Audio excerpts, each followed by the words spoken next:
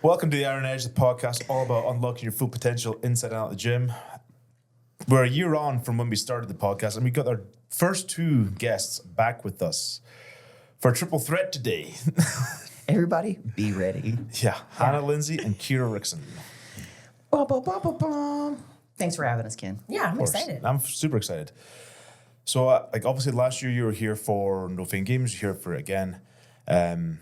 I figured this is the perfect opportunity to sort of catch up on the first year of No Fame and Iron Edge, and then everything else. Yeah.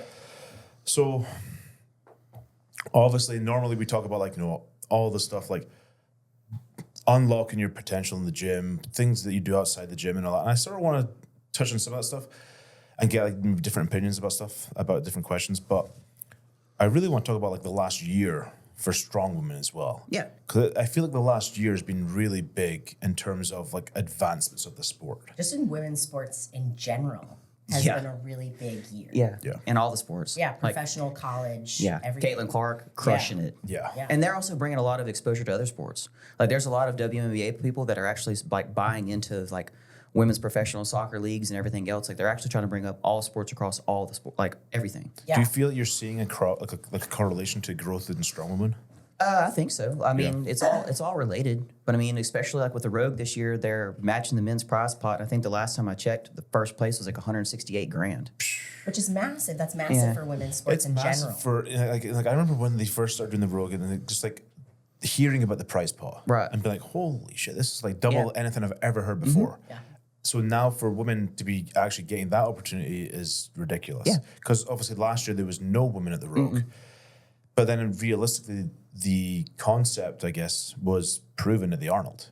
Yeah, back-to-back years. The second year, they had to add 2,000 chairs. Yeah. Yeah. And they filled them out in no time. Yeah. I mean, everything just got sold out. And for the women, I mean, everybody's there for the women. Where was prize money for Arnold this year? 25. Okay, so it's what do you know what men was? So probably 75 or 80. Okay. But I don't know now. Maybe this year, it'll be, or, next year, 'Cause was it 2025. 25 last year as well? It was. Okay, so Which means for women, that's that's the same- fantastic. That's fantastic money, yeah. Yeah. But since they're going to match the prize pot at Invitational, I would assume they're going to do the same thing as Arnold next year. I could see it. I don't think it'd be a good look if they didn't. Not now, I don't think. Right. But I don't know. I mean, regardless, it's more money than we've ever had. So, I'm here Yeah, for it. the amount of money in this sport overall is ridiculous these days. Especially from an athlete perspective. When I was competing, even at the highest levels, you weren't making dick. No. So it's definitely the ability to be a professional athlete is massively increased. In terms of where do you see the sport going in the next few years? Man, just the leaps that it's made since I turned pro in 2021 is crazy. So I can't even imagine what it's going to be in the next 5 years. If we can keep it positive, that's the biggest thing, I think. I mean, I hope within the next year or two, there'll be World's Strongest Woman besides World's Strongest Man. Yeah. I mean, I think that's in the works. I think Giants Live is in the works to have women's shows. The Britain show's happening again in, 2 weeks? Yeah, and that's Yeah. that's my favorite one to watch. Yeah. So, I mean, it's coming, and it's just, I'm fine with the progression because it's all new. You just said there if it can remain positive. Yeah. What do you mean? I just think let's not ruin this in the beginning. I just think a lot of things that have come up because strongman is untested. You're battling against powerlifting that has had a lot of different issues when it comes to promoters and everything like that. I think if we can keep strength sports as positive as CrossFit is, because CrossFit across the board they're positive role models. A lot of us, look at all of the shit that I have in my face. I'm just saying, all of us don't look like the perfect role model for everybody. Yeah. So for us to be put on a platform to be role models for young girls or young guys, I think it's really important for it to continue to stay positive and be good examples just because we look a little bit different. But I just think the sport needs to have positive representation. It makes sense. That's all. Yeah. I was wondering where you sort of Where you're going. Where are you going with that one? Yeah, that's all it is. It's nothing. I don't know athletes have gone out and done malicious things No, yeah. for the sport. No. But it's people understanding what strongman is in a positive light and not a negative Well, light. it's such a, to put it mildly, different Yeah, it's a freak venture show. than it. Thank you. Yeah, it That's is a where freak that's show. how it started. Yeah, it's a circus. It's it started as a sideshow, and so for people to give it the respect that it really does deserve, people need to understand what we do. What do you think needs to happen from an athlete perspective to allow that respect of the sport to come through? Like, is it how athletes carry themselves? Is it the show they put on? Where do you feel? Because obviously, the promoter can do so much to promote a show and make it good events and entertaining and all that sort of stuff. But when it comes down to it, there has to be some level of entertainment from the athletes competing. Well, that's their job. Well, yeah, because a lot of people think that I should be getting invites because of my my resume or whatever. But at the end of the day, it's like we are there to put on a show. So whether for example, some of the Giants Lives aren't maybe near as heavy as the World's Strongest Man, but you're there to put on a show for the audience because the audience pay the seats. Yeah. They pay us, they pay the promoter. So if we don't have the audience, we're not going to have a show. So it's like you've got to, I feel like we're also kind of like WWF wrestlers, or now it's WWE. Like we're each our own little character and they all have their own storyline and backstory. And you different people attached to those certain people. I have my thing. I mean, I'm like Swampy the Swamp Monster or whatever. And it's I have my niche of people that I play to. Certain people like me, certain people don't. A lot of people like me for my deadlifts with my nosebleeds. And that's what I play into. That's how I am. I'm really animated. I bring the crowd in. I get the crowd amped up. I interact with them because they like that. Well, realistically, if you sit and look back on a lot of strongman, and I'm talking about televised strongman, so World's Strongest Man for the most part. Kaz. Look at Kaz. Well, what I was going to say was that's perfect. Kaz is the perfect example for interacting and being entertaining. But how many guys over the years have been in the case of you just won this event? Yeah. How do you feel? I feel good. Yeah. I'm happy. And I'm seriously? Come on, give me something else here, Well, Evan Singleton, perfect example. He's really good with the crowd. And it's funny watching him, especially when he goes over there. They hate him because he talks so much shit when it was USA versus Britain. You know, he was just being him, but it's it's playing on the crowd and it's playing the effects of the crowd and emotions are involved and things like that. And it's all this character that he is, but that's just how he is. And it's just, that's him. That's his niche and he goes for it. But you saying the whole thing of being like WWE. Yeah. It's a perfect example. I'm very good friends with one of the top guys in WWE and Popular. Yeah. I know, right? Don't What try to he flex was- my no, car. what I was going to say was what he told me. He's whenever he thinks of anything, it's, can I use this on a shirt? Right. Yeah. Can I market this in some Yeah. way, shape, or form? Yeah, And absolutely. I'm like, shit. Even down to stuff where it's I change my outfit every so often because then it's another action figure. Yeah. I was like, what the hell? I was like, you'd never think of that. Yeah. But it's super smart, Yeah. And Well, there's that's- so many guys doing that in that. Well, and that's something arena. that's something we're both trying to tap into, and that's a market that we never thought was capable of doing and selling merchandise for ourselves. I never thought that was a thing. I'm in the process of trying to make swampy flannels, the blue flannel that I wore. I'm still in the process of getting samples in, see what I want to do. Then I'm going to pre-sell those, and I never thought someone would want to buy a flannel. But at Arnold, I can't tell you how many people wanted my flannel, and I'm like, no, this is mine. It's got my blood on it. It's mine. I wear it when I deadlift. You can't have it. Those weird people wanted to rub it on themselves. Probably. But it was serious. A lot of people thought were can I have your flannel? I really thought you were going to throw it in the crowd. And I'm like, no, this is mine. But then they were are you going to sell them? And I'm like, what? And then it came to me I guess people would buy it. What's this harm in putting it out there and seeing what it does? So hopefully in a couple weeks I can have those on pre-sale and see what happens. But it's I thought that, to me, that's weird because I never thought that was something possible. But, given the platform that Rogue has allowed us to have, getting able to put on that performance and things like that, that opens up that for us. And that's awesome. And I'm pumped for it. And that's the thing, in the big thing, the platform type of deal. From when I started competing in strongman to where it is now, and social media is obviously the biggest driving factor of that. It's you couldn't have paid me enough money in the world to believe, 20 years ago or 15 years ago, whenever it was, that here would be in 2024 and guys are making, Christ, how much? Hundreds of thousands of dollars on YouTube. Yeah. Whatever from shirts, whatever from whatever, Yeah. If it wasn't for programming, Strongman, I wouldn't have my own small bit. I get to sell shirts. Yeah. I can put whatever I want on a shirt and sell it. And that's super cool. But without the platform of Strongman, that wouldn't be a thing for me. Yeah. Yeah, it's just wild. It's wild how it's developed. It's wild how it's progressed. And I mean, it's just going to keep getting better.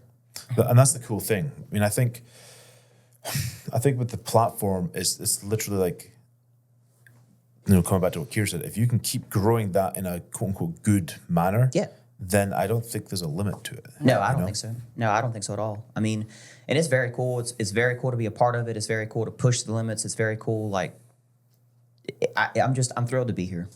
I really am. Yeah, because think about every cool opportunity that we have had because of Strongman. Yeah. I would have never left the country. I got to compete in the UK. But I would like to have, but for me to do it for a particular reason, that's super cool. Or to be able to travel all of the time. Like my full-time job as a contractor to sell military equipment wouldn't have been a thing without my platform that I have. I'm not a strength coach. No. I didn't coach football. There's things that I can do now because of the resume that I have from Strongman. Yeah. It's the same as me. If I didn't have Strongman, I wouldn't have gone to all those different places, and I wouldn't have Cerberus. Right. Yeah. And it's wild to think about all these little things. Well, I say little, but they're not little. Right. But all these parts of my life, which literally come from Strongman. Yeah. Yeah. And also just all the friends. Well, that's it Yeah. too. And they all live all over the place. So now you can just go and fly and stay at their house, and they can show you all the back road things and not all the tour stuff that I hate doing because I just hate all that. Well, that's the funny thing is talking to people, I remember Michelle saying something to me about friends or whatever. I was like, she goes, you've not got many friends. Well, I do. They're just all Problem is over. they're everywhere because of Strongman, Yeah. because that's my circle. Yeah. And that was just the way it was. Do you feel, now moving on from that, another thing she said to me was that, so when I lived in Colorado, I didn't hike, I didn't snowboard, none of that. It was all Strongman. And I know we've touched upon this a little bit. I touched upon it with Victoria at the Arnold about identity. How do you feel Strongman is,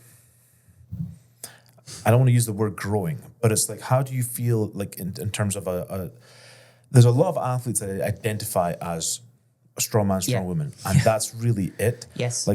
How do you feel about that, and how do you feel about sort of mitigating that, if that makes sense? You can go first on that one.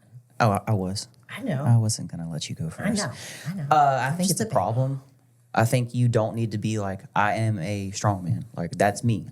It's no, you need to have a lot of different hats. A lot of people are so wrapped up in it that when they have, whether it's injury that sets them back a year or a career-ending injury or, financials come into play and they can't afford anymore, they kind of lost their way, and then they're completely lost.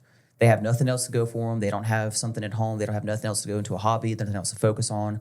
Their purpose, they feel is gone. And it's you are way more than just a strong competitor.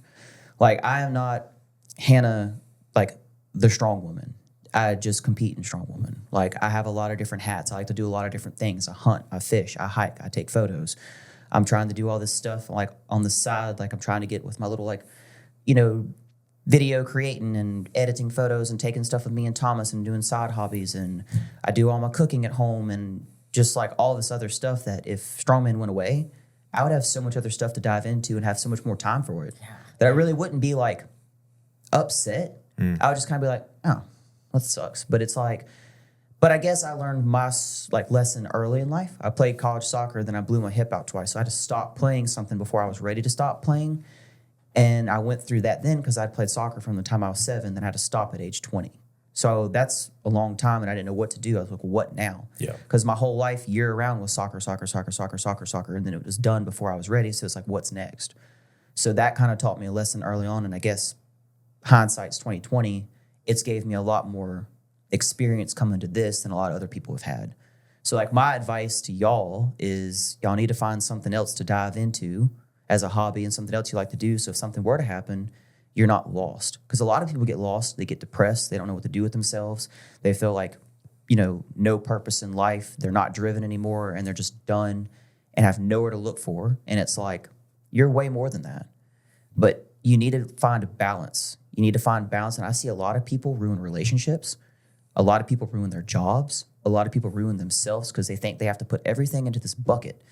And it's I got to do everything I can. I'm going to drive myself into debt. I'm going to drive myself with no friends. I'm going to drive every relationship away. And I'm going to ruin everything because I'm going to try to make it in Strongman. For a small chance. Yeah. Well, I don't even know what the percentage would be for for you to be able to actually make this a legit career. Yeah. As a female or as a smaller male that is not in Well, I the mean, open class. look at the top like 20 guys in the world. How many actually Do this only full-time, do that yeah. full time?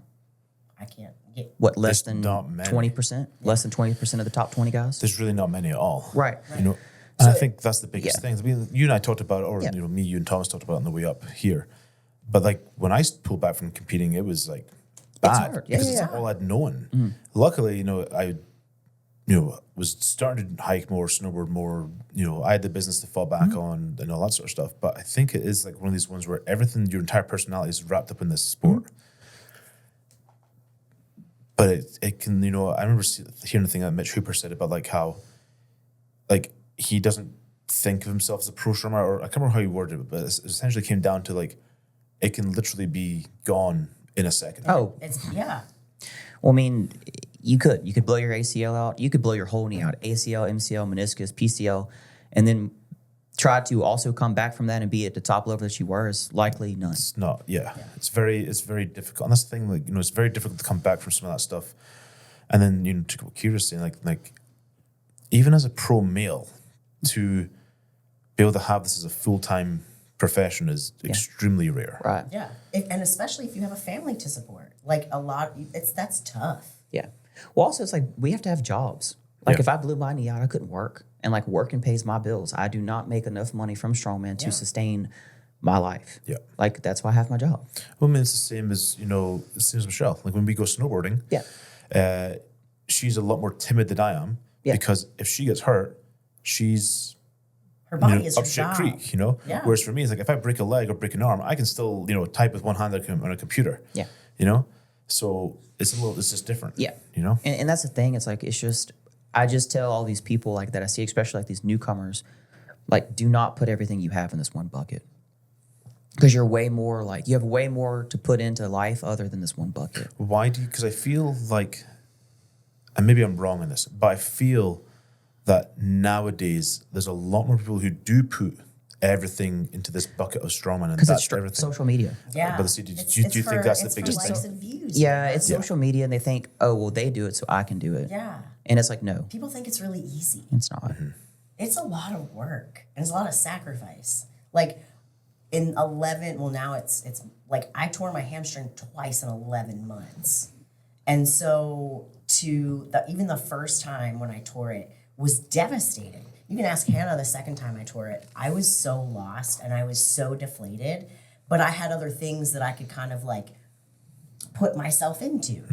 And that's fine. But I mean, I think as an athlete, even if you get hurt and you're not ready to bow out, there's always still going to be a part of you that it's really fucking hard, even if you have something to back into, because as a competitive person, where do you compartmentalize that competitive side of you? If you are not competing in something, where are you getting that itch from? Yeah, So and- I think finding something that you can, or finding multiple hobbies Yeah. that you can just find yourself again is really, really important. Well, that was my big thing. Like, you know, you step back. Cause, I mean, I pulled back from competing simply because, like, I was fucking tired of ripping shit off the bone or feeling beat up all of the goddamn time. And the funny thing is, it took me a while after I pulled back from competing to actually feel normal, like, physically. Because I was just so used to being sore all the time that when you know, you're still training and you're still sore, but there's no. It's almost like when you're competing in a prep, like the soreness doesn't register. Right. If that makes sense. Yeah. And then when you've not got that, like, in 4 weeks I get to compete and this will all be good. Yeah. It's just like it's never ending, you know? Well, that's the thing. It's like, I already have my preemptive like retirement, which it's not a retirement, but people call it that. It's a hobby still, but it's like, I already know what I'm doing when I phase out of Strongman. Because like I know that I don't have a lot left, depending on how these A2M shots go. So it's like I already know where I'm going to fall into. I'm going to fall more into, Highland Games, more like into stone lifting. We want to go to Basque Country. We want to do that kind of stuff. I want to keep going to Scotland. I want to keep going to Norway and doing like, Faith 4 Stones of Strength stuff. So I mean, I have other things that I can do that don't bother my knees. Yeah. Instead of like full heavy preps, like I know where I'm going to fall and I can still do things. Because I still enjoy training when I'm not hurting. And like when you're hurting, training Oh, you is don't not wanna do fun. it. Like Yeah, no. all Arnold prep, I was hurt the entire time with my knees. I've never thrown more fits in my entire life. I couldn't do nothing. I had to rearrange all of my training all the time. I had to stop training frame 5 weeks out. I couldn't do events back to back like I would in contests because it was taken away, and it was not fun. So it's like if I have one more prep of that, then I'm done with strongman because it's not fun. Do you think the growth of the sport is Making everything heavy. that's what they So say? Like, heavy.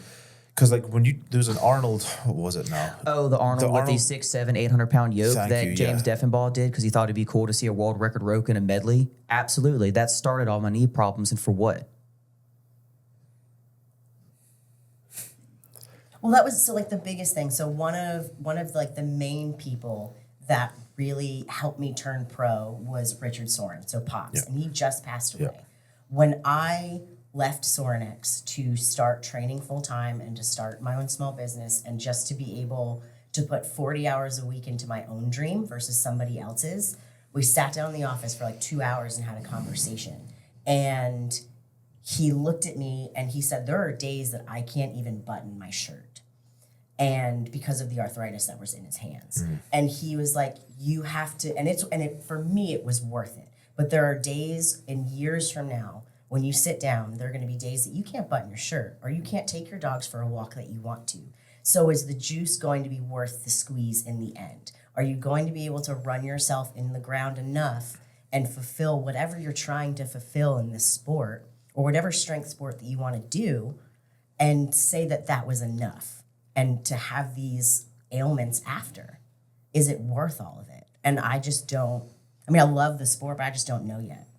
That's where I'm at. It's tough. It's because very hard because you get one meat suit that we get to walk around forever in, and we're never the same after injuries. But then the other to combat that, you might not make it to those points. Yeah. And this is something I I sort of like say to Michelle at times with life in general, and like doing all the things we want to do just now and experiences and stuff. Because like my father passed at 54, from leukemia, and it's like that ain't that far away. That's like another 18 years for me right now, And I'm like, okay. Well, Be put better- in be better- perspective. Yeah. Well, and that's the thing. It's like, I got these A2M shots down. We had to travel all the way to Arizona to get them at Dr. Lundquist's place. That's where I had to go because where I'm at, they're not there. No one knows in Alabama what A2M is. So it's like I had to go all the way to Arizona, go do all that. And it's like, shout out to Jerry Pritchett who got me that doctor hookup. And I mean, she told me this is what she can do. She's hopeful of it. If it doesn't work, then it's bone marrow stem cell. Then if I spend the money for bone marrow stem cell, then I'm done competing in strongman. I'm not going to spend that kind of cash just to Just wreck it re-injure it. again. Well, that's the thing. Like I had an MRI last year that I had an MRI on my same knee, 51 weeks, and I went from having cartilage to none. So in my right knee, I have no cartilage in a 5 by 6 inch space. And y'all know I don't compete a lot. Yeah. So I think it's my job. It's the crap recovery, hardly any sleep, tons of stairs, everything. But it's what I got to do. I mean, it's just, but yeah, in 1 year I went from having cartilage. It wasn't a lot left and it was pretty like hard, but I went from cartilage to none. And it's like, so I did PRP in my patella tendons. That worked great. That was like gold. So now I'm doing the A2M. Going to try that. Hopefully I get an invite to Invitational. If I have another prep like I had for Arnold, I'll have to make that call. Yeah. But it's like, at what cost? Because like I'm young. I'm 31. I just turned 31 the other day. And it's like, I don't want. You? Yeah, I'm only 31. Or no, 32. No, yeah. 32. Sorry, I don't know how old I am. I was thinking, oh, we just talked about this. Apparently I'm 32. Because I just turned 32. Sorry, I can't keep up. It's okay. I'll keep track for you. Thanks. That's why you got Thanks, me. Mom. I'm here for it. But anyway, it's just like at what cost, Yeah. And it's like I still like to do stone lifting. I still like to go outside and do like after things, but it's like Highland Games is so much fun. People don't It is. understand how much fun no, it don't is. tell them. Oh, Kids, you can't it sucks. It's Don't terrible. do it. You have to do 9 events in a day. You'll You're in the blow your sun bicep all of the out, which is time. true. You're in a kilt. Ask Corey Butler. Oh, we love you, Corey. I miss you. I know. So I don't know. It's one of those things. It's like I know where I'm at. I know how much I'm willing to give before I stop. But it's like it's just now gotten good. So I'm trying to like That's what get what I sucks. can get Yeah. before I have to walk away. Because Yeah. it's Do you like feel I it's did pull? so But I much. feel like we go back to like the heaviness of it. I feel after that Arnold, it maybe pulled back a little bit and is a bit more like quote unquote manageable. I will say this. You know, the Arnold. The problem. The reason why the Arnolds are so heavy is because they're limited with space. That's why it's got to be heavy, because there's not a lot of space to do a lot of athletic movement stuff. So that's the problem. Of course, you know, Arnold is always the heaviest show of the year. It's been coined that for eternity. Yeah. So I'm really hoping for Invitational, since we have all that space in the big old arena, I'm really hoping it's more athletic based, because that'll suit me. Because the funny thing is, I've always been more athletic based. I've always been a good mover, carrier, loader. But it got to the point where my knees were so bad, I couldn't run. Yeah. So it's like, even if we had an athletic thing, I couldn't even do good in it, because my athletic-based events were actually now hurting me. Yeah. And that's why I had to get like statically strong, because I couldn't move fast. So I had to be a heavy puller, which shout out to that 601. That was like stupid. Well, it's funny. Like, I didn't even know I was pulling 601. Leif really? never told me. I pulled that 560 or 550 first? And then... 560. Yeah, whatever it was. And then Leifa was like, do you want a little gas or a lot of gas? And I said, let's do medium. And then she's like, all right, go. And then I took off backstage, and I just was like ramping up, just getting ready and excited, and never knew. And then I start seeing, like, you know, Andrea and everybody else started going. And I'm like, don't think about it, just go. Yeah. Well, then Mel was like, do you know what you're pulling? And I'm like, no. And she's like, okay. And then I just was like getting amped up, and I got hyped. And I went out there. I never heard it. I didn't see it on the little placard. Never saw it. Didn't count. Nothing. Pulled it. Ran around the stage like a psycho. Didn't know it. Had no clue. Got backstage. Didn't know I pulled 601 until I got backstage, and the people told me that I pulled 601. No clue. It was awesome. So to talk about that then, from a mindset perspective. Oh, I'm glad she didn't tell me. Well, for both of you, like, where do you think that is in terms of, like, because obviously you got a massive deadlift, you have a massive deadlift. Like It's getting there. Where, It's but not where, quite like, do you massive yet. feel like the mindset and the mental approach to lifting, like the sweet spot lies? I mean, obviously it's gonna be different for everybody. Well, I also feel like there's two types of people. There's people that are good rep people. There's good people that are good one rep max people. You know what I mean? And like I've always been, I think, a good like max person versus a good rep person in my mind. But like there's days when I do deadlifts, I won't do math. I'll just like add on 65 pounds here or 70 pounds here, or Well, I can't do math, so. we know that. But I'm That glad. looks about right. Yeah, I mean, I'm glad she didn't tell me, because I think I'd have got a little paranoid, because I didn't think maybe You got your 601. own head about it. Well, because I don't think 601 would have been the right call for my second attempt. You know what I mean? Like I thought maybe that'd have been for the third attempt, but I didn't know. And also the thing that made me a little bit hesitant before I pulled that 560 or whatever it was, it's always wild to me, because I'm usually especially for a max, I'm like in the first wave of people that go for the first attempt, and I wasn't. So I had This is a pulled. whole new kind of. But I didn't know that. Yeah. So I'm backstage, and we were told we couldn't warm up after we got announced. So I pulled my last warm-up pull before we got announced, and then I'm sitting backstage waiting to go, and everyone's going, and I'm like, what is going on? Well, then I was getting in my damn head about, oh man, I might not be ready when it's time. So like I had to go pull Evan. I said, Evan, I need you right now. And he's like, let's go. And then he got me hyped up, and I pulled that. And I was like, after I came off, that's why I said medium gas, because it wasn't the best first pull, but it was still enough. But so I think in that scenario, I'm glad she didn't tell me, because I probably would have been like, oh, let's go like 580. You know what I mean? And then I'd have been in my head about it the whole time. But then before I walked back out there, she grabbed me and she looked at me and she was like, just pull. Don't stop. So I just pulled. So what would then the advice be to newer lifters from a mentality standpoint? A lot. I mean, you get in your head. I mean, we still get in our head. I mean, there's days about prep, like I'll text Kira and I'm like, I'm going to do so bad. But then we all do that. But I would say just like, try not to bite off more than you can chew, but also trust yourself and trust your training. As long as you know you did everything you did in training, you got to have self-confidence at the end of the day. But if you know, like if you have a coach handling with your numbers and stuff, if you don't want to get in your head, just tell your coach, hey, just don't tell me. Yeah. You know what I mean? Like you got to know too. But sometimes you need to know what's going on for like advantage purposes. But don't get so caught up in it that you freak yourself out too. Yeah. Yeah, I'm not an amp up kind of gal. We know. I know. I go like real quiet and real silent, and I kind of like ninja. disappear and just like. Yeah, because you're so short, no one can see I you. know. For the judge. Find Like, the half thing. The judge is in the chair, and you're like, is someone at the bar? Yeah, I can't then you see see where- your little ponytail. And then I flip it Yeah. backwards, and yeah. Then you're like, oh, there's Kira. Yeah, there she is. That's No, all right. I don't have like I mean, I have a great coach and I trust him with everything that I have. So I know that I'm going to be like the best prepared that I possibly can if I do what I'm told to do. The only time that we like disagree is at like our jumps on comp day, because I always want to go heavier. So I sometimes don't listen. Unfortunately, he wasn't there when I hit the world record 18-inch in last August. And he did not want me to go to 850. He wanted, I don't remember what it was. I think it was 800. And I was like, let's just go to 850. And I didn't tell him until I had pulled it. And I texted him, I was like, well, I got 850. You are fired. Yeah, he was like, rad. And I was like, and then that was really the last thing that I remember. But I agree with him. Like, if you trust the process of it and you train right, you should be exactly where you need to be. But I'm not an amp up girl. Yeah, but also you got to trust, like, you got to have good people around you. Oh, that's so important. Because, like, I mean, during comp prep, I mean, me and Donna talk all the time. And we'll FaceTime each other and kind of, like, go through what's going on with our bodies or our minds or whatever, or compare things. And then it's so funny because it's like, we do it to each other. Like, if I'm having a bad time, I'll call Donna, and Donna's like, oh, you know, Hannah, it'll be okay. You'll be fine. You know, my little swamp monster.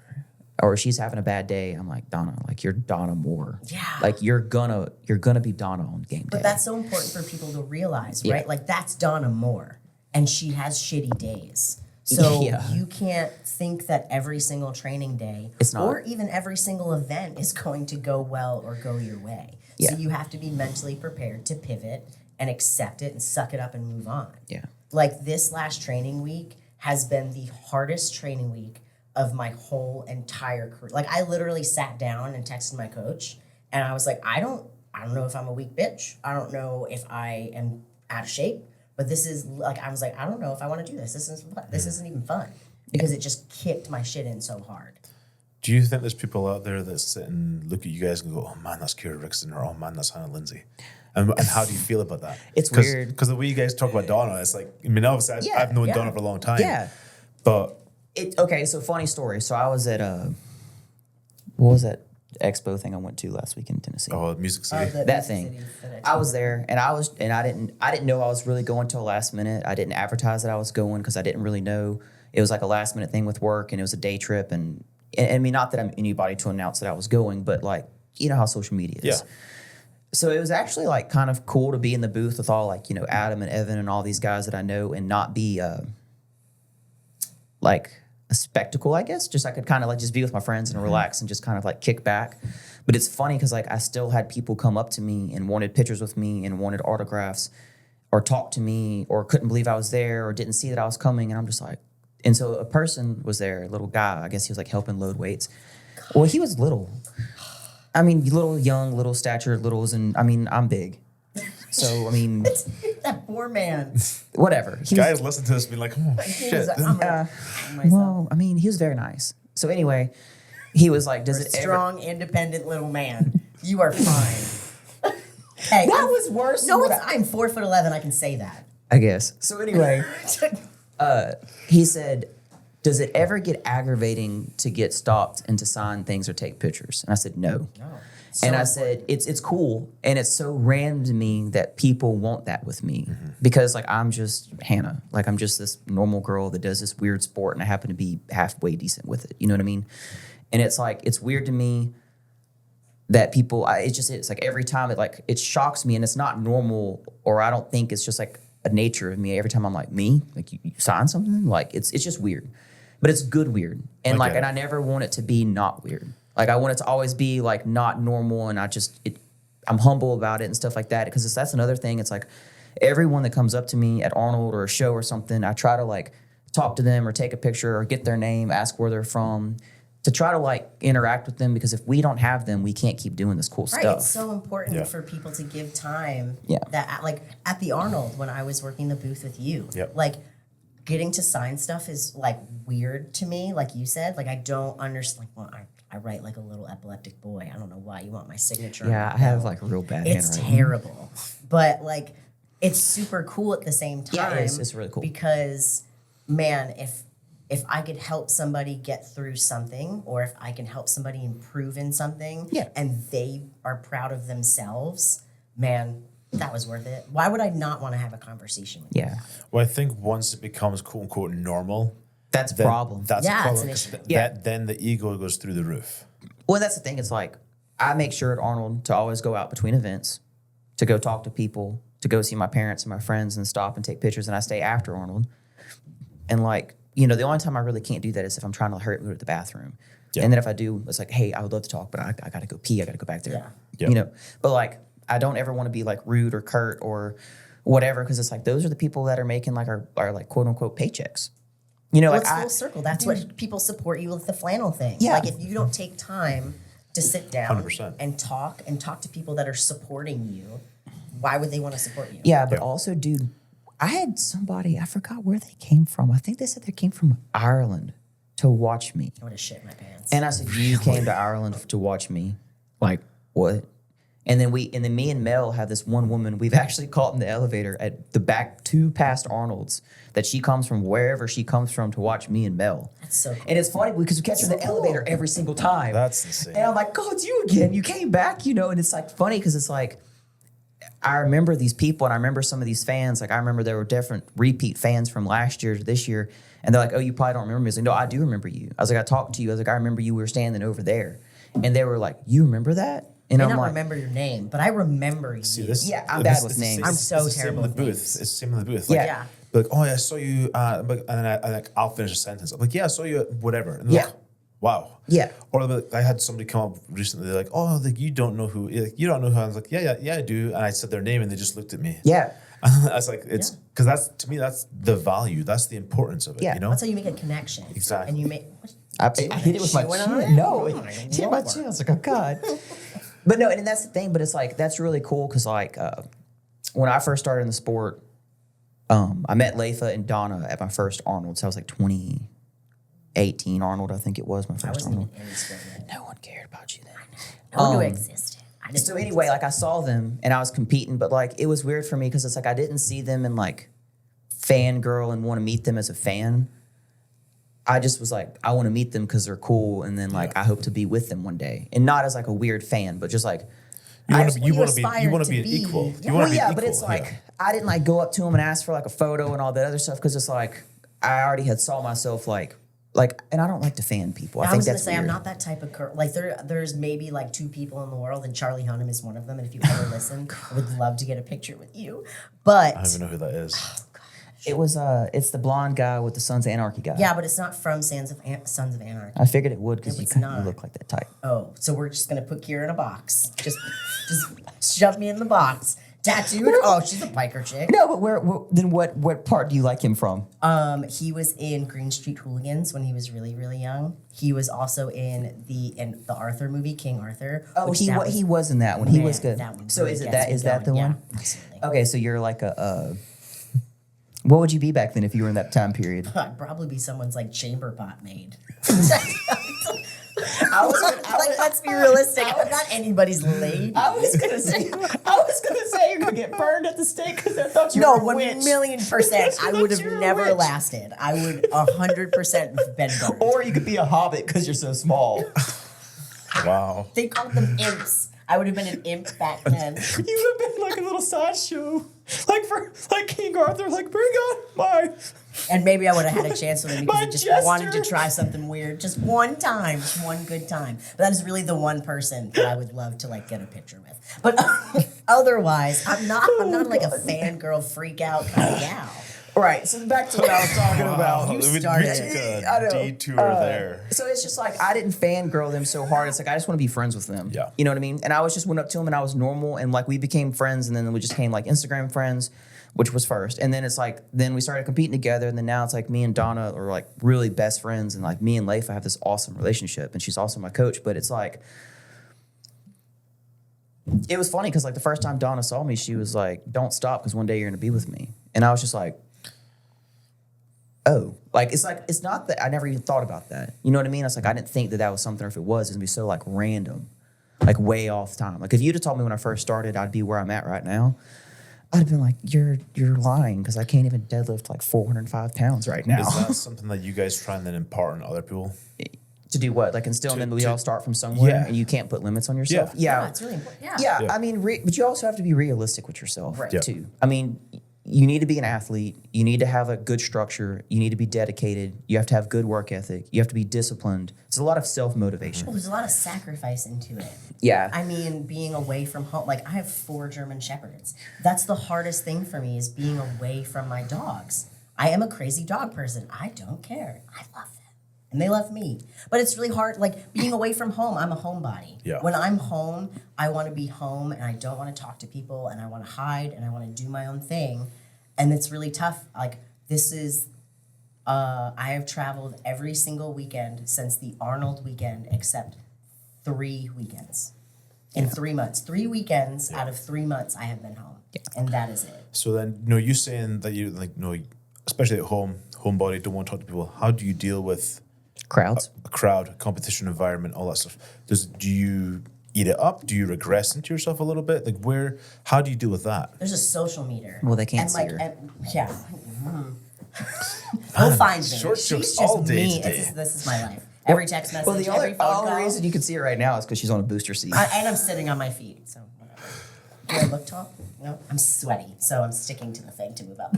But I mean, it's our job to be social. It's our so during these events, like you don't make an excuse because people took their hard-earned money to come pay to watch you compete or to meet you, and if you can't be a decent human being for 3 days to everybody that takes the time out of their day to come see you, then you shouldn't be here.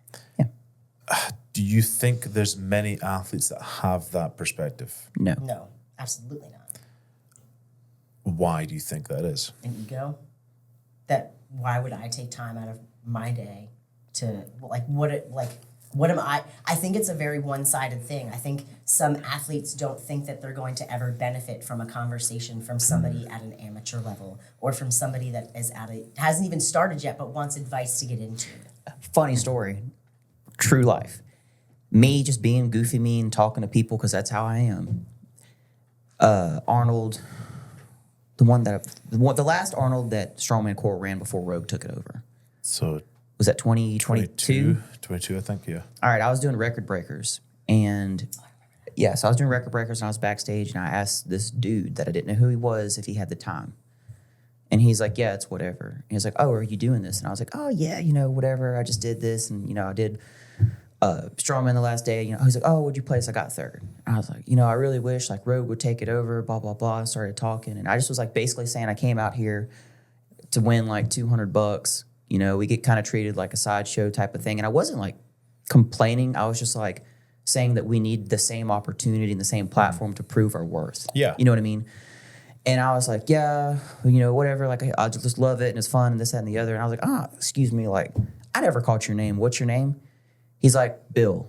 And I said, Bill. He's like, Henniger. I go like, the Bill Henniger, like Rogue Bill Henniger. He's like, yeah. And I go, oh, it's nice to meet you, blah, blah, blah. And then I just start like chatting. But then we just start chatting. And then it started out, where do you work? What do you do? Then I was like, oh, I work at Nucor. He's like, no way. We buy Nucor steel. Then it turned this huge story.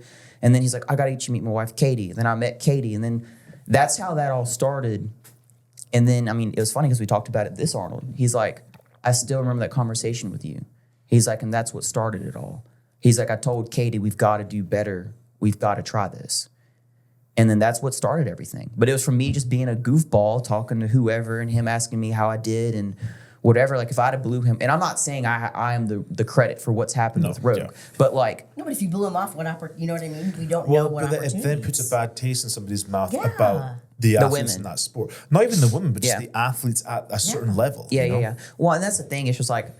And then we did. Like, we had that platform the next year, and we crushed. And then we had to add more seats this year, and we crushed.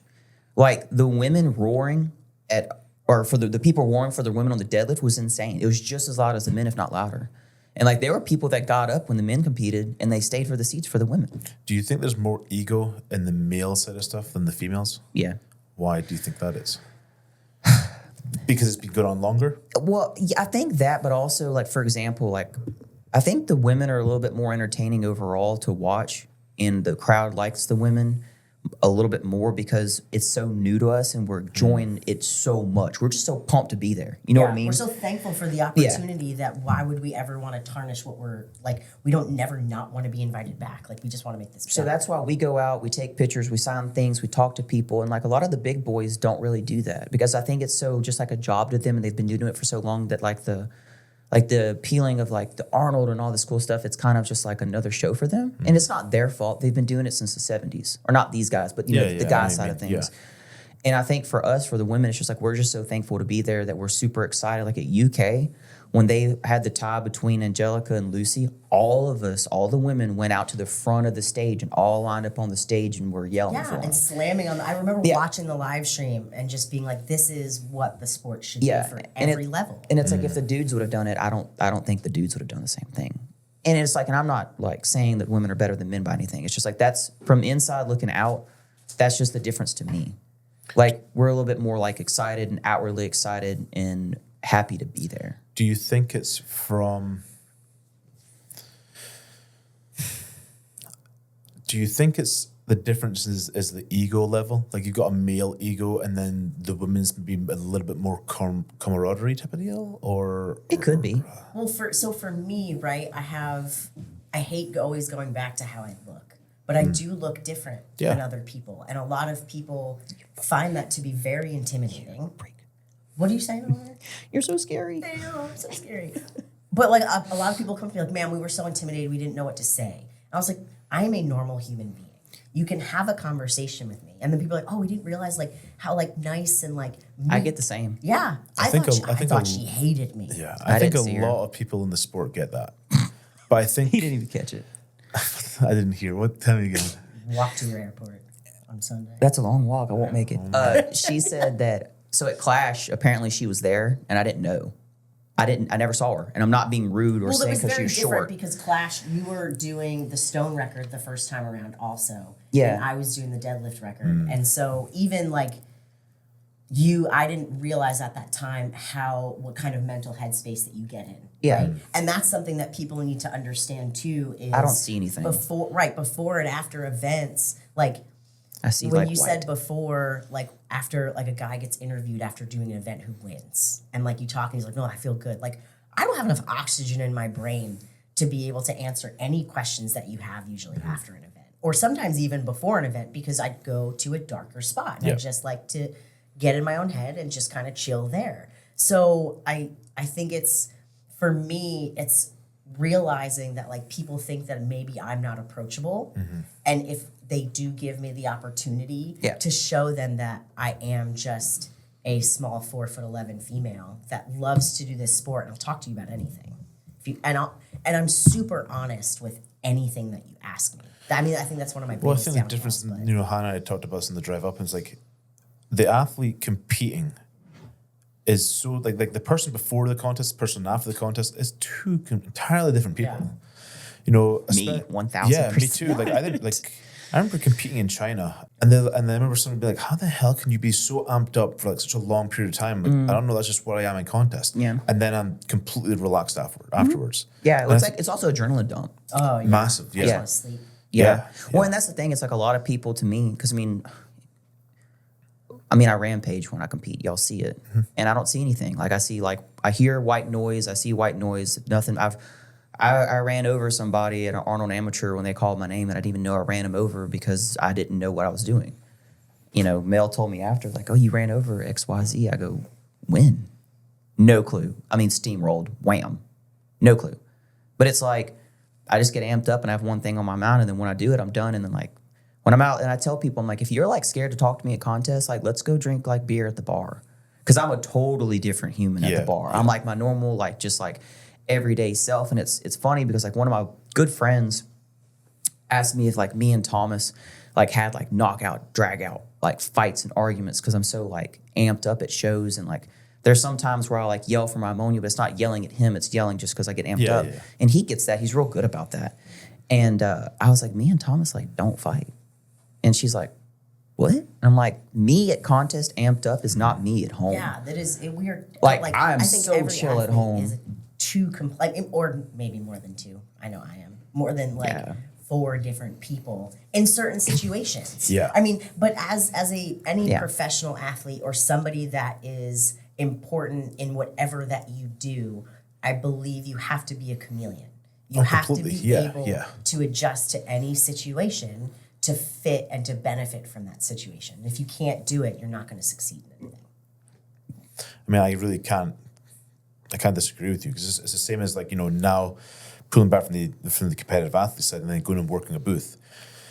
You're on a booth for 8-10 hours. All we do is Talking. talk to And you people. And you just have to be talk on point. on Yes. it with everything. Yeah. And it can't be like, the start of the day, the first 4 hours you're Amped. happy, go lucky, you're talkative and all that, and then at the end of the day, like, yep, no. No, it has to be from the moment that it opens yeah. until And that's why you're like in your I'll car. get home and she'll be like, how was the weekend? And I'm like, I'm good, exhausted. Yeah. good, Yeah. but I'm I just don't I'm want to done. talk. Yeah. Yeah. And it's like, she's like, you're going to work on the plane? I'm like, no, I'm going to put a movie on. I'm going to sleep the entire way back. Yeah. Because that's what I need to just Yeah. like regulate. Well, that's the same thing. Like after Arnold, between getting amped up to compete, meeting and greeting fans and taking pictures and going out and like hanging out with my friends and stuff, like you'll be sitting down eating supper in a restaurant and people walk by and be like, oh my God, it's Swamp. Hey, can we take a photo? And you have to like stop eating, get up, take a few minutes. And like, that's not me complaining. That's just real life. Yeah. And it's like, and I never thought that'd be a thing. And it is. It's extremely like by the time Arnold's over, it's like you're like adrenaline and you're like happy meter and talking meter and human meter. It's just like, You have to go home and reset. Yeah. Like that's really, I didn't even compete. yeah. But like from what we had to do at the Oh, booth yeah. at the Arnold, it took me like a week to recover. Yeah. And I thought that I had made it. And it was- then like that following Thursday, I got super sick. But it's awesome though. Like also to have that experience and meet that many Yeah. people, like to see that many people that want to come up to you and talk to you. It's wild and it's really cool. Like I remember that this year the Arnold ended. We decided to walk through because the bus had already left. I mean, it took us, we probably stayed an extra hour. Yeah. Just taking time to like meet people. And like, that's really cool to me. Cause like, and this is why I also do that is cause I remember I was little and we went to a USA women's soccer game in New Orleans. I was like on a U12 team. So we're like 11. And this was the first time I got to see them and like stuff like that didn't happen in Louisiana. So like we went down there and we all had like our little like, stuff for them to sign. Not one of them stopped to sign anything That's gross. besides like a couple of the bench girls that weren't like, important yet. But that sticks with you forever. Yeah, and like that- like that's important. Yeah, because it's like, that kind of like, I was only like 11 and I never thought that would teach me anything at that point in time. But it's like, that kind of stuck with me because I'm like, why do these people think they're so much better than us? Like, you know what I mean? And it's like, I get not getting to everybody, but at least like taking some time to meet with some fans. But like, I'm telling you, head down, didn't listen to the crowd, headphones on, got straight to the bus, left. And it's like, you don't have to do that. It's so funny to be like with Adam, like my buddy in WWE. Yeah. Where it's like the exposure level's insane. Yeah. And we'll be out like getting dinner or like we've been to Chipotle before we went out on the river. And Kai behind us, he's like, hey, can I get a picture? He's like, yeah, sure, no problem. And it makes their day. Yeah. Yeah. And it's- And they'll remember that forever. Exactly. Yeah. And it's like, Shit. I remember Sorry. like he said something that was really like impactful. Where it was a case of he's like, I'm not a celebrity. I'm a redneck with a cool job. Yeah. I'm like, And that's how I shit, feel. That's how I such feel. a good like, way to look at it. Absolutely. Because it's like, I'm just this like normal, like, I mean, yeah, I'm a redneck. I'm from the South, whatever. I do all this redneck stuff. We're actually in the process of making a redneck pool, and I can't wait to make a YouTube video about it. But it's like, I'm pumped. But it's like, it's cool because like I'm just this random girl that does random stuff, and I have to be halfway decent at it. And people like it, and they like to watch me because they're like, you're so animated, and you're so like electric to the crowd. Like, we love that. And that's the thing. It's like we all have our own little like niche. Like, Mel's got her own thing. Donna's got her own thing. I got my own thing. You have your own thing. It's like we all have our own little niche, and people like all the different little storylines. And you kind of have to like fall into it. And it's not really like a falcade. Like, I'm not fake. That's how I am. Well, Yeah. it makes you relatable. There's people Yeah. that can relate to you more, and Yeah. I think that like makes them not safe, but it like makes them feel Like, Well, they're open to then communicating better, easier, if that makes sense. Because they look at you, like if you do something which is relatable, they're like, oh, I can see a little part of myself. Yeah, Yeah, in absolutely. that person. Well, that's the thing. It's like, and I have some people that are like, how do you get so intense, and how do you get your mindset? And I'm like, I've been born this way. Yeah. Like when I played keeper, like I wrecked people. You came in my box, I destroyed you. I would talk so much trash. I'd be like, come back in my box. I'll show you. I mean, I was so much trash talker, and I crushed people. I loved it. And then as soon as I crushed people, I got up and just like, I always like one palm the ball like against my forearm, my hand, and walk around and just like talk so much trash. I loved it. And it's like I do the same thing right now, just doing this sport. But I mean, from the first time you saw me, have I been any different? No. I've been the same But I crazy think, maniac. talking about like, Am I lying? you're not. No, that's why it's not a funny. bit. Yeah.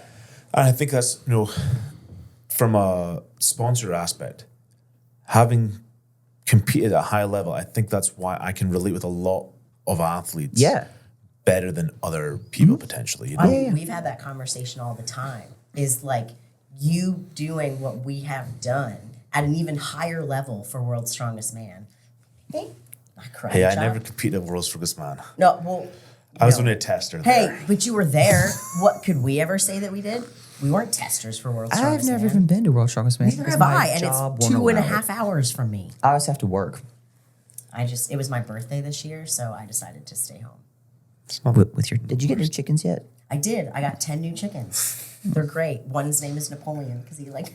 Oh my Well, it's a girl, but I'm surprised you named it King Arthur after Charlie Hunnam. no, I don't want to taint it because if it dies again, then I'm going to be devastated. so what happened in was it- Indiana. was We it a were at hawk? home. Was We it were a at home hawk? gym con. Ken and I were at home gym con. I got a phone call at 6 o'clock in the morning. So I got bad news, and I was like, immediately, I thought it was one of my dogs. And he's like, Your chickens are all dead. of the chickens are dead. And I was like, what? And they were just all beheaded in the backyard. It was totally odd. Decapitated. Yeah, so I got 10 new chickens. They're great. I don't even know what I was saying. What was I saying? Have you seen the little videos with the chickens with the arms or like the little fake arms and they like animate all this so stuff? tempted It's to like, do can you that. imagine having like one of the chickens with like a axe and like just like decapitating all the other chickens and being like king chicken? No. It would be funny. No, because they're so fast. You catch the chicken and put the little axe No, on it. no, I'm saying it's the animated thing online. It's not the real plastic arms. Oh, have you seen the plastic arms though? Yes. Oh, okay. Oh, I know what you're talking Get about out. No, just stop. You're done. now. Yes, I'm booted. But yeah, we were talking about relatability. Yes. Oh, yeah. Athlete I lost my relatability. thoughts gone. Well, Sorry. and that's another thing. It's like me and her, if we never like compete in the sport and I saw her like walking down the street, I would probably have never stopped and talked to her and be No. like, hey, can we be friends? Because I probably wouldn't see her, one, but then two, it's like, Well, like, first of all, I It's don't make never- friends very it's easy. never ending with I the just short jokes. all day. But that's our relationship. That's fine. we crack on each other. That's, dude, when you can like bust your friend down. Oh yeah. That's a real That's when relationship. you know you've Yeah. got Yeah. a I show friend. my affection by making fun of you. Or by Yeah. being mean. I do that a lot. Mel Yeah. knows. Yeah. I'm mad. I mean, Mel sometimes. If I'm not, if I can't joke with you, then we are not we're not friends. No. Do you feel? I want to touch on this now. From a perspective of that, in terms of society as a whole, I feel like there's so much stuff where like you can't joke with people. Oh No, not people. Not people. But I'm talking Yeah. about like even if you get close to people, You have to watch. You have to give, okay, this is what I do when I meet people and I become friends with them. You gotta test the waters. Absolutely. You have to drop just a little bitty hint and then see if they take it and see how they respond to it. Then you have to know, like, oh, I can talk about subject A and Yeah. F, but not C and D, any, because they'll get mad and they'll be upset.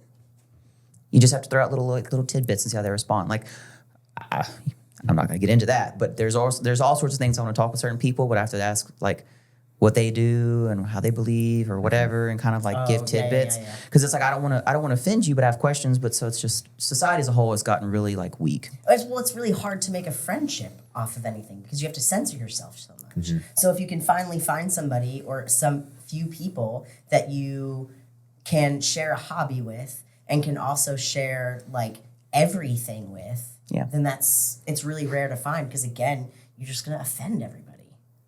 Yeah, and I mean, and that's the thing. Like, I also like I mean, I'm not gonna say I've never offended one of my friends because I have, but it's Oh, like yeah. whenever I do that, I realize I do. Then I apologize you for it. backtrack. Well, yeah, Not backtrack. not even but a backtrack, Not but backtrack. like- But be like, yeah. hey, shit, I didn't mean like that. I'm sorry. Yeah, like and that's the thing. But it's like also it's like if like we're friends. Like I might make a joke about something, but she knows my true intention is the way they did the Yes. joke. Oh, Versus if yeah. someone else heard it, they'd be like, "What?" Yeah. So I mean, and that's the thing. It's like, and I have a lot of different friends from a lot of different backgrounds and a lot of different belief systems and all sorts of things. But it's like we don't have to be all the same, you know. And there's some things I can ask questions or joke about or discuss with some of my friends that might upset some other friends. So I just refrain from not talking about those things or talking about those things because I don't want to upset them. Well, I think that's, not talking about these things. What I was going to say is like the beauty of strongman and strength sports is the diversity of it. Yeah. And it's the nice thing for me is like seeing it grow and you're seeing the diversification become more and more and more and more. And it's sort of wild to see like especially in like the female side of stuff, like coming from a point in time where it was a bunch of guys in a parking lot. Yeah. To now, I mean, I was in the parking lot when I started. but I'm talking like almost 20 years ago. Oh, yes, You yes, know, yes, it's like yes. that level of stuff Yeah, is yeah, like to where it is now is just insane. Crazy. And the diversification is, I don't even know what word I want to use for it. Like, But like as cheesy as this sounds, like strength comes in all different sizes and shapes and Yeah. colors and whatever you want to change yourself to look like. And that's what's cool about strength sports because it's everybody. Strong is strong. Yeah. Exactly, yeah. Like it doesn't matter what you look like, but you can fucking lift it. yeah. That's really cool. Where do you see it going? And I'm not talking about like a female perspective here. I'm talking like strength sports in general. Like, I feel like obviously with strongman, the diversity of events and diversity of implements and all that, you're probably not going to get to like Olympic level. But where do you see this sport as a whole going? Because I sit and think about this a lot in terms of like looking back and where it came from. Yeah. And I'm like, I literally have no idea what is next. I personally don't want it to be standardized. Yeah, Yeah, I think it loses the uniqueness. uniqueness, but I think it loses its core value, if Yeah. that makes sense. Because like that's the thing. Like that's one thing I wish we had more mystery events. Yes. Mm. I wish events didn't have like such fads. Like Sandbag toss. if I have to Sandbag if I have to medley. fucking throw a sandbag No over against a all your pole, I sandbags. love the sandbag Yeah, toss. of course, because you're Cerberus. But it's like it's lazy from a promoter side. Well, point. I think it's boring to It's watch. also boring, Like and I mean, I can't fault you, and I and it agree comes with in it. waves. It's so funny. Well, the interesting thing for me is you'll see like a sandbag toss where like Derek wins at OSG. Like the performance, you're like, holy shit, where did that come from? Like I like how impressive that how was. technically sound it was. Yeah. But then once you've seen that, everybody else, or not everybody, I don't want to say everyone else sucks. What I mean by it is like when people are missing sandbags or stuff like that, you're like, okay, it's not as impressive. And you've got to watch All of it. you know? Yeah. Like the thing that I've noticed over the years is when I was competing, it was like, okay, you've got farmer's walk, you've got yoke, you've got this, you've got that, whatever. And now it's a case of, well, what? And like you didn't ask questions. You're like, that's the events. Yeah. It's Dude, like, so many people want to know what's the pick? brand, what's the pick, what's this, what's that. So they try to replicate everything. I'm like, bro, just go pick it up. It's like I just, think just every use different comp. different stuff. Yeah, every comp, there is at least one or two events that I never have ever touched the actual implement until the day You of just the make event. do. Yeah, Well, I remember training. that's being a strongman. Yeah, I remember training block Adaptability. Yeah. with an actual proper big block. Yeah. And then not having a block, so using a sandbag, and then going to Giants carries Live. over. Yeah, well, then go to Giants Live in 2017, and the block was like nothing. It was tiny. Yeah. And I'm like, what the fuck is this? But You adapt. you did it, And do you feel like the adaptability side of strongman is diminishing? Yes. Yeah, I think people are being crybabies about it.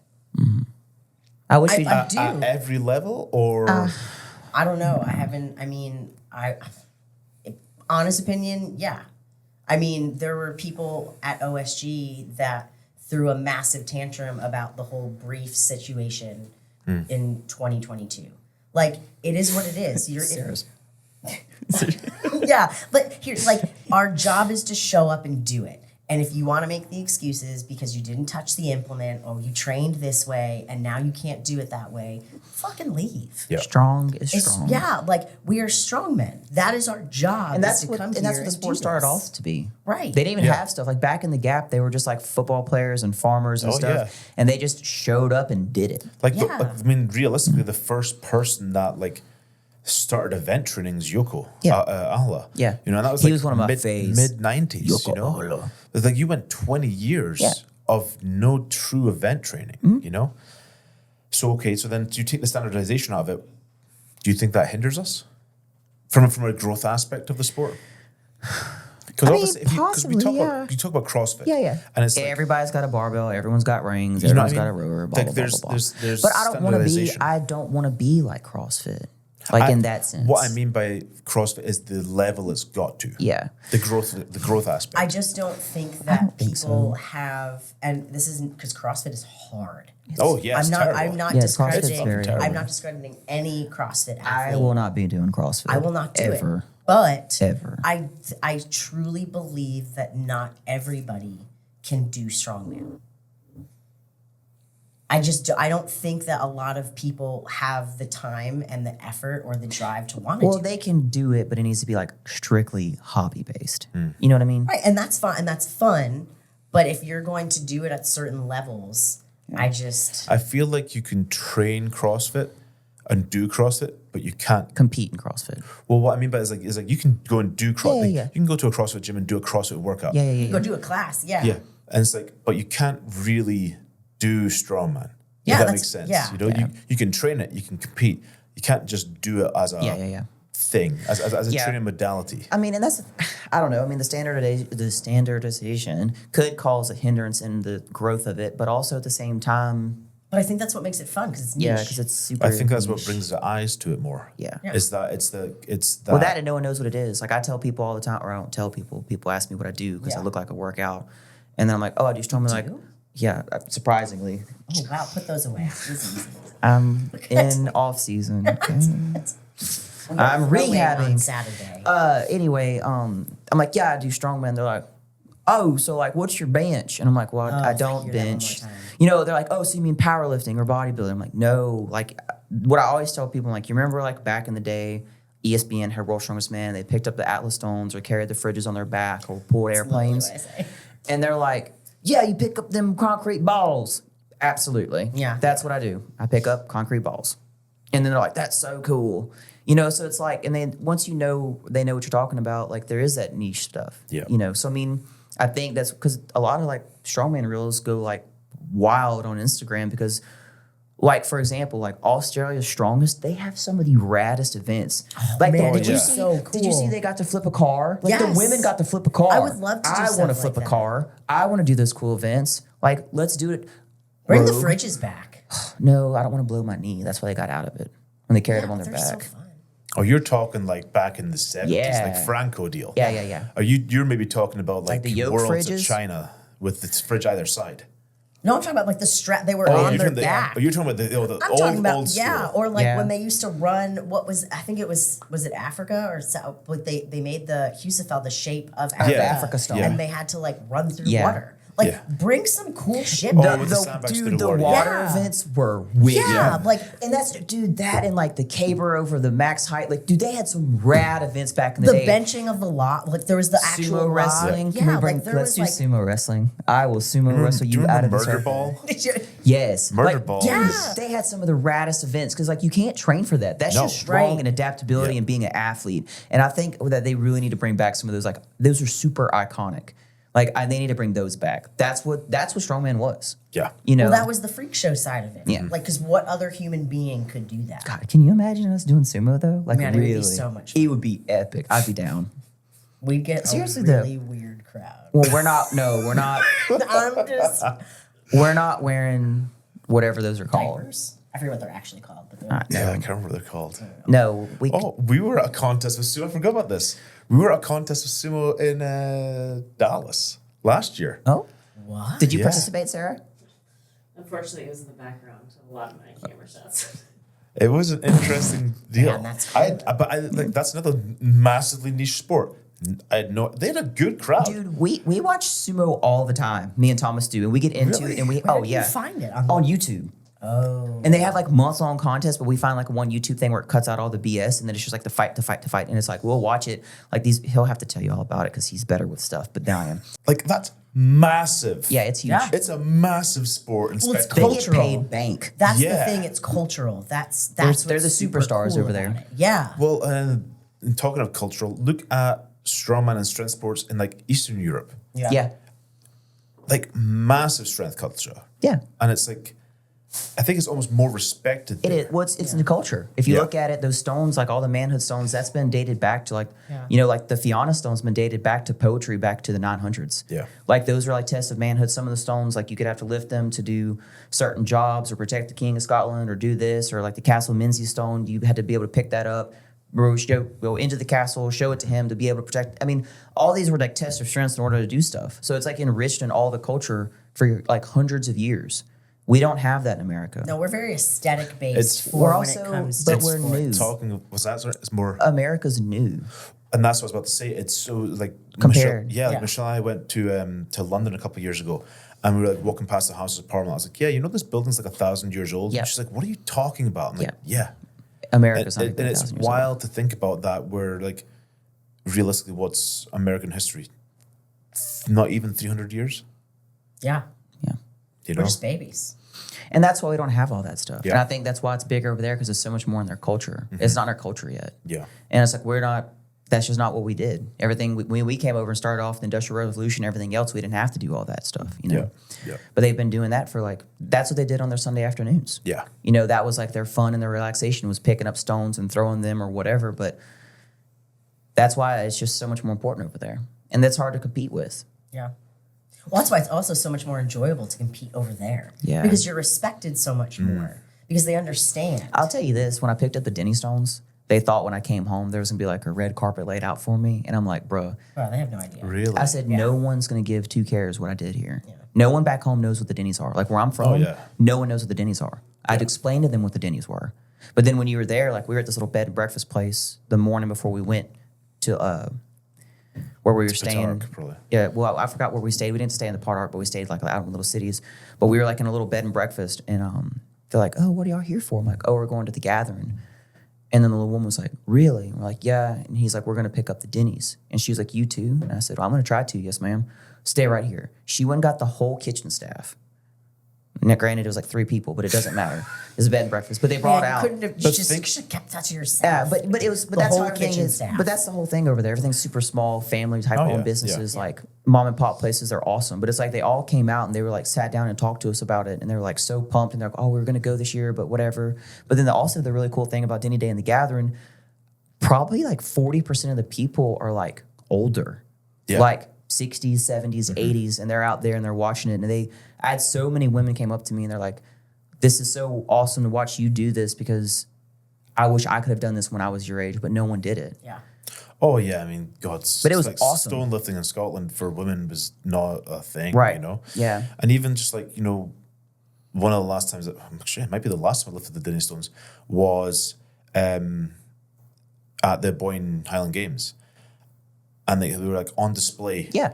and That's a huge we Highland went- game, by the yeah, way. we went up and just lifted it, and people Yeah. were like, "Holy shit!" Like, and it was like people were mind blown that that was happening in front of Yeah. their eyes. Yeah. But and like getting back to your point of like the kitchen staff and people talking about it and stuff, like in that area of like Aberdeenshire, like it's king. it's forelore, yeah. Like Yeah. people know about this stuff, whereas other places in the country they don't, and especially in those small rural towns around Petarch and Aboyne and all that sort of stuff, it's a big deal that people like everyone knows about it. Yeah, and that's the thing. Like we went on the property. These weren't like real. Like they're not like historic stones, but it's like I can't think of the name, but whatever. It's on some guy's property, a sheep farmer, and they were put there as just like testing stones, but they're not technically like the old manhood stones. Yeah.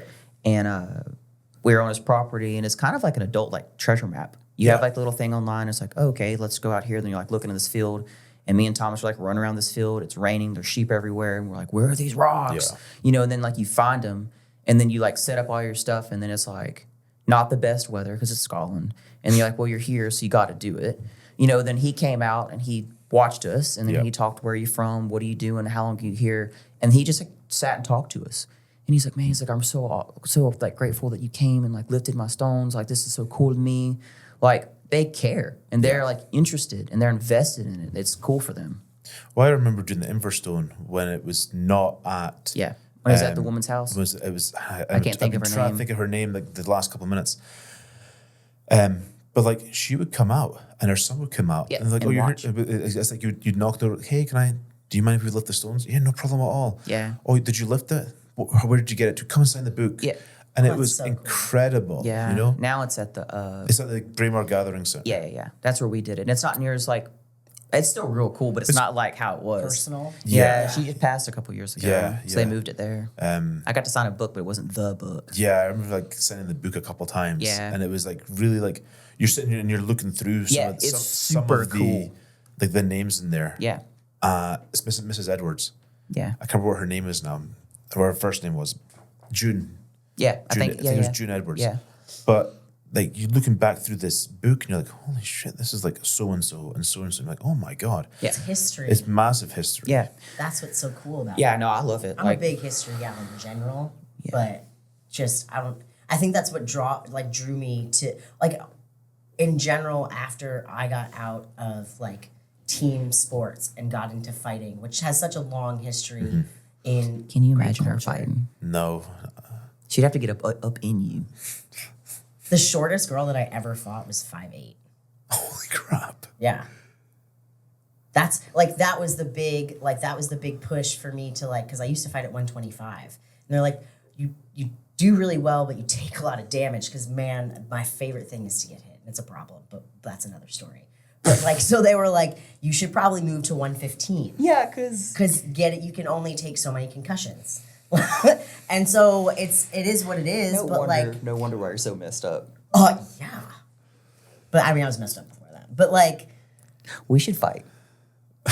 why? Because it would just be fun. There was I'll one just- thing we'll that I just always wrestle. promised I'll just, myself like, is that I shut would it down. never hit a friend. It would have to be really bad.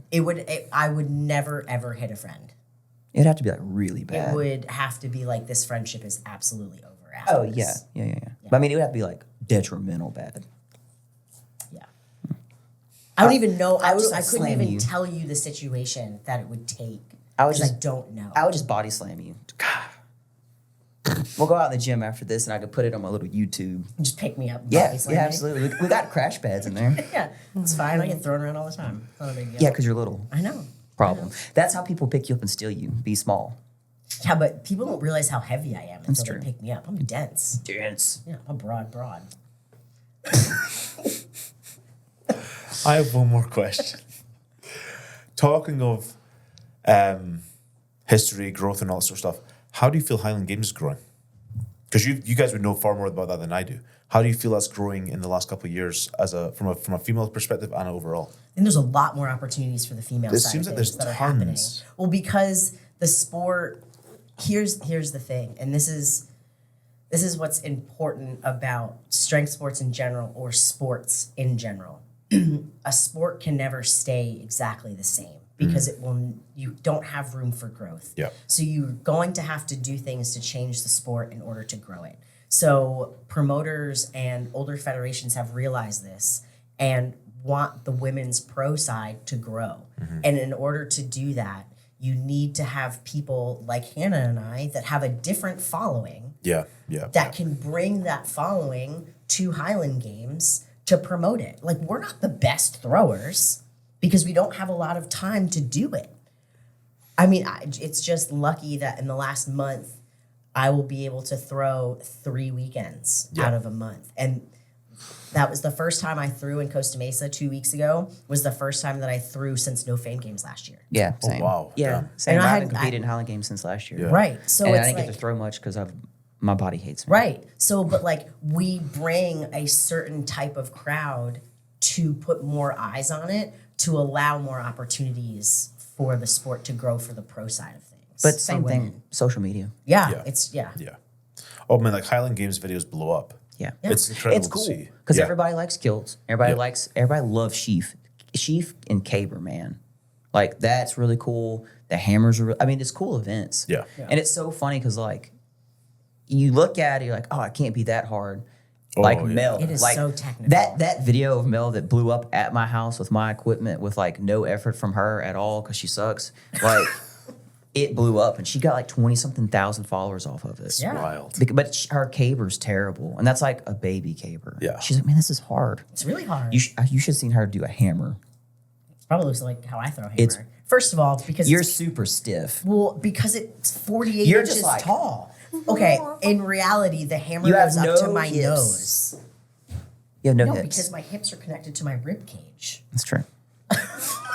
I can fit a thumb between my hip and my rib. Yeah. I'm 59 inches tall, and the hammer is 48 inches. It's true. Where am I supposed to put that? Exactly. Lean. I hate it. But yeah, she was like, man, this is a lot harder than I thought. Like she tried to throw like my weight for distance, and she's like all over the place. She's like, no, I'm done. It's a lot more technical than you think. It's massively technical. Yeah. But it's so much easier on our bodies. Yeah. Yeah. Like And it's I can so relax. much easier to do. Yeah, and it's fun. Yeah. I feel like they're like maybe I don't, and I never want to discredit people that like go to Worlds for this or do this, but like this is really fun for me right now, and I use it as a break. I use it as like a mental break sense, that yeah. I can still be physical, I can still be athletic, I can still meet people and have all of these great opportunities, but I don't have all of this pressure to do a record or to be first place or to stay on to like, what are you gonna do? You haven't competed in almost a year in Strongman. Like, where are you going? I don't know where I'm gonna fucking place, but I'm having fun right now in Highland Games. Yeah. So that's what I'm gonna enjoy. But I don't know. Yeah, it's like stress relief, really. Yeah. Yeah. No, I get it. All right, let's wrap it up so you guys can go and. I'm not training. Whatever. No. Where can people find you? It's assault, brother. $50, guys. I taught you that. Where can people find you on social media? Ooh, Swampy Swamps on Instagram. I'm not really active on Facebook because it's Never active on Facebook. And I'm trying to get my YouTube up. Trying. I'm a really busy lady. My Instagram, just ladyarik_Ulfskar, or then my website, ladyarik.com. I'm never on Facebook. I'm on it every once in a while, but if you message me, it's going to be like days. I'm trying to get a website. Won't fucking do it. I'm Stop talking about it and be about it. waiting on things to get in line, but we will have some swamp merch soon. Sounds good.